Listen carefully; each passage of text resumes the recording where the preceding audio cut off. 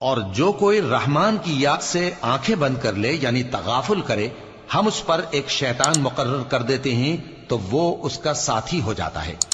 اور یہ شیطان ان کو رستے سے روکتے رہتے ہیں اور وہ سمجھتے ہیں کہ وہ سیدھے رستے پر ہیں، یہاں تک کہ جب وہ ہمارے پاس آئے گا تو اس شیطان سے کہے گا کہ اے کاش مجھ میں اور تجھ میں مشرق و مغرب کا فاصلہ ہوتا، تو برا ساتھی ہے۔ اور جب تم ظلم کرتے رہے تو آج تمہیں یہ بات فائدہ نہیں دے سکتی کہ تم سب عذاب میں بھی شریک ہو، تو کیا تم بہرے کو سنا سکتے ہو یا اندھے کو رستہ دکھا سکتے ہو، اور جو کھلی گمراہی میں ہو اسے راہ راست پر لا سکتے ہو؟ پھر اے پیغمبر،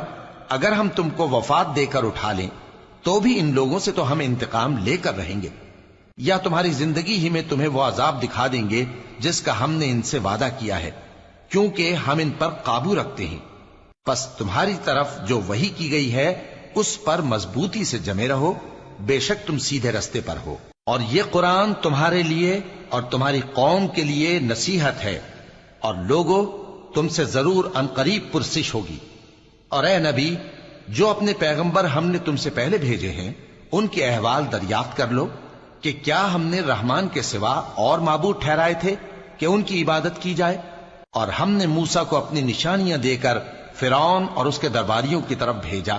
تو انہوں نے کہا کہ میں پروردگار عالم کا بھیجا ہوا ہوں۔ پھر جب وہ ان کے پاس ہماری نشانیاں لے کر آئے تو وہ ان نشانیوں پر ہنسنے لگے، اور جو نشانی ہم ان کو دکھاتے وہ پہلی سے بڑی ہوتی تھی، اور ہم نے ان کو عذاب میں پکڑ لیا تاکہ باز آئیں، اور کہنے لگے کہ اے جادوگر،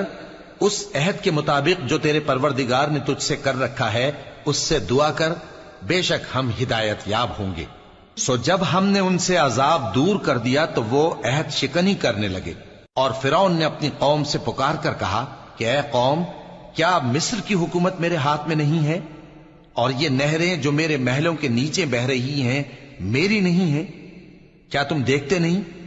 بے شک میں اس شخص سے جو کچھ عزت نہیں رکھتا اور صاف گفتگو بھی نہیں کر سکتا کہیں بہتر ہوں۔